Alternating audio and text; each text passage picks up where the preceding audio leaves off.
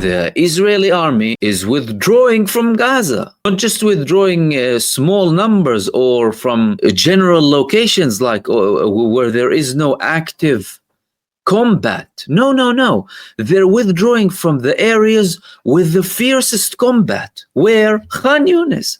The same place that we've been publishing footage that the Palestinian resistance is publishing and has been publishing for a very long time. They're withdrawing. And their excuse is that we finished the job. What job? What finish what job? You are getting a huge beating from the Palestinian resistance fighters and you're withdrawing and you're calling that an accomplishment? And they're not mentioning withdrawal, mind you, or, realignment, engagement, whatever you want to call it. They completed their mission in Khan Yunis and they are moving to Judea and Samaria so that the Israeli public will not think really that we're withdrawing from Gaza. No, we are still in Gaza, but we completed the operation and therefore we're going to the West Bank. Military buildings, weapons and explosive and whatever they're saying, all of that targeted in Khan Yunis. Total absolute lie. And evidence from the ground proves that these people have been getting a beating. They have been roasting in their troop carriers by Palestinian resistance fighters with sandals, men facing machines, genocidal machines, and they are forcing them to withdraw. Remember that, please contextualize that. The men of Gaza with sandals are forcing the genocide army to withdraw. Why? Because of their resistance to them. Not because they said, oh yeah, please help us. And no, because of the resistance. That's why. The language that Israel understands. You know, all the time Benjamin Netanyahu talks about, peace through power and ceasefire through power. That's what's happening from Gaza to him. Withdrawal through power. The Palestinian resistance power is expelling the child killers, in short. But this report is misleading. Why is it misleading? Not only because it's not stating that they're withdrawing because of the beating that they're getting from the Palestinian resistance. It's because it's not giving you the... And what is the whole picture exactly? That Israel decided to move 2 brigades from the Gaza Strip from the 98th Division. Not just the paratroopers, another brigade from the 98th Division. What, did they complete their mission in Rafah? For the same area that we saw the resistance fighters giving them blows, or in Jabalia with more resistance images today, or in Beit Hanun on the Israeli borders. The Palestinian resistance is everywhere. You didn't finish any operation, if you want to talk about resistance, but you didn't finish anything. So you have a move here coming from the Israeli army of a withdrawal from the Gaza Strip. These are actions on the ground, and these things are being reported and confirmed by the Israeli army because they're saying we completed our mission. And what's the story? Well, before anything, the Israeli army is trying to cover up this whole story of completing the mission so that people are not too alarmed in Israel, because a lot of the moves that are happening, by the way, is for internal consumption so that the brainwashed can be even more brainwashed inside of Israel. They're saying, oh, we can return if there is no deal to a much greater operation, and there's going to be gates of hell is not going to be anything much worse than the gates of hell, and the decision has been made. And we've been hearing this garbage now for over a year. We're going to go in and the general's plan and this and that, and all of them, by the way, genocidal, abhorrent plans that the lowest scum of humanity wouldn't do, but these people do. The worst of humanity against the population, starvation, every single thing, by the way, based on an ideology and belief from the Israeli army and from the politicians in Israel and those who support them and pretend like they don't know. And they talk to you about, oh, extremists here and there. No, all of them know. But now they're to cover up the withdrawal and huge failure in the face of the Palestinian resistance fighters who are walking in sandals in Gaza and creating their own weapons because they have been betrayed and neglected by their surrounding Arab regimes, sitting there viewing a population being annihilated and doing nothing whatsoever. They still forced this genocide army that's getting constant support from the United States administration, forcing them to leave. But they're gonna have to show that we have a plan B, and that plan B is worse than the gates of hell. Trump was saying the gates of hell and releases them now in gates of hell, and then Netanyahu's government, hell. Okay, and okay, you did commit a genocide and are committing a genocide. We understand that you are barbaric beings attacking innocent people for nothing. But what did the resistance do? They continued to fight you up until the last second, to the level where they're expelling you from Gaza. This report concluded that, and actually spoke about, the criticism internally, primarily from the IDF Chief of Staff, Eyal Zamir, who has his son fighting in Gaza, and who has been constantly talking about the fact that the IDF is advising the political level to reach a ceasefire in Gaza. We need a ceasefire now. But he has to follow orders. But according to Netanyahu, they haven't been following all of his orders, because he was reassuring the finance minister that, no, believe me, they'll listen to me this time if we go on another campaign. Anyway, he's saying that this plan of Rafah and the humanitarian city that Benjamin Netanyahu had, and now clearly completely thrown in the bin, has more holes than Swiss cheese, in his words. So he's criticizing the current plan, and he's not really convinced about any future plan, but he has to come up with this statement after the withdrawal of 2 brigades from the 98th Division, or whatever's left from the 98th Division. By the way, time will reveal how much the Palestinian resistance hurt and annihilated this genocidal army. Time will reveal. You wait and see. What we saw this in the past 2 years is a fraction of what really happened in Gaza. And this genocide and barbarism against the population is to cover up this huge failure and huge beating that the Israeli terror army got from Palestinian resistance. He's saying that to cover up, although he wants to end it. And he's saying that we have a really good potential to reach a deal within a week now with the Palestinians and have a ceasefire in Gaza. So Netanyahu skipping the cabinet meeting. Smotrich, one of the most prominent figures in his government, is saying woe and woe to anyone who will collapse the national government and support a surrender agreement to Gaza. The genocide army withdrew 2 brigades from Gaza. One of them was the paratrooper brigade in Khan Yunis, the most intense area of battle in Gaza, as confirmed by Israel, by the way, and in an area that has seen some of the biggest ambushes against the child-killing murderers of the IDF in recent weeks and months, and ever since the beginning.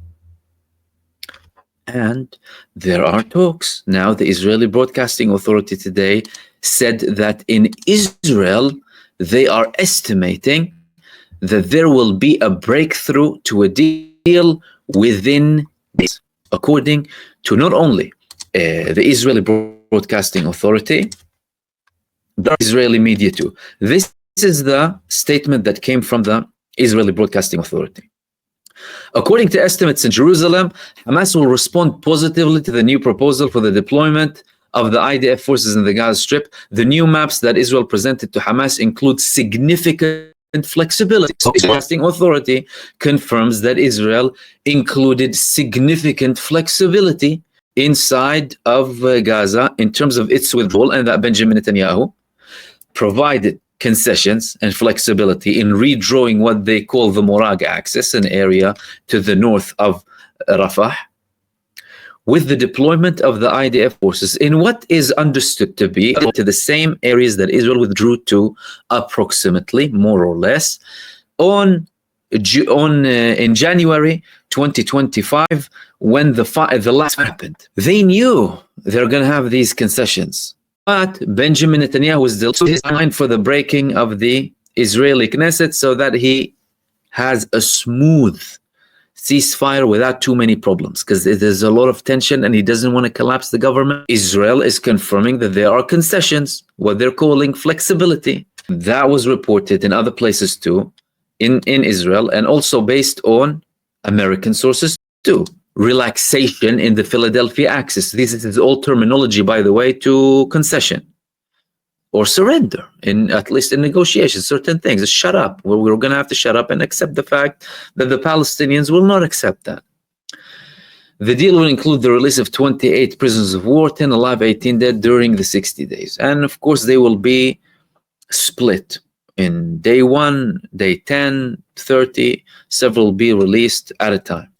Then Americans are confirming that too, especially Adam Bowler. Adam Bowler now that I was more optimistic than I was, as I'm more optimistic now, and that we've given the Palestinians big opportunities. Again, he has a tone, by the way, that will try and blame the Palestinian resistance if they wouldn't be accepting a deal. And that's something that we already saw many times, by the way. Biden telling them, you have a deal, you need to take the deal now, you must have the deal. And Trump as well, you have the deal, and, you know, blaming it on the Palestinian side, despite the fact that Netanyahu himself accepted and retracted and broke multiple ceasefires. You know, they ignore all of that and shamelessly try and blame the Palestinian resistance lack of acceptance of dishonorable ceasefire agreement to the murder of the Palestinian people. He's saying, oh, since last week, hundreds were killed on a daily basis. Who killed them? Israelis and Americans killed them. The American mercenaries in the Gaza, what's called the Gaza Humanitarian Foundation, and the Israeli genocide soldiers. Those are the ones who killed the Palestinian people, not the Palestinian resistance. But they always want to flip it the other way to suit their narrative. There are some significant movements to a level where Benjamin Netanyahu could have potentially faked his own poisoning to avoid a cabinet meeting that might collapse his government because of the level of concessions that he's giving in the ceasefire negotiations to the Palestinian side, by the way. And there's not going to be any return from that because they're incapable. They are incapable to defeat the Palestinian resistance. Why? Because the Palestinian resistance is undefeatable. Simple, plain and simple. They will never be defeated. These people are full of faith. They have justice on their side. They have humanity on their side. And they have every freedom-seeking individual on earth on their side. They're not going to be defeated. And Israel knows that very well. And in the meantime, they're confirming, by the way, that they lost. In what they said, the victory of the Houthis in Yemen over Israel, hundreds lost their livelihoods. And in this article here, in one of the Israeli newspapers, they're saying the economic consequences of the port closure are only beginning to make waves in Eilat and its surroundings, but the heavy-duty transportation industry in the south is already reporting significant damage.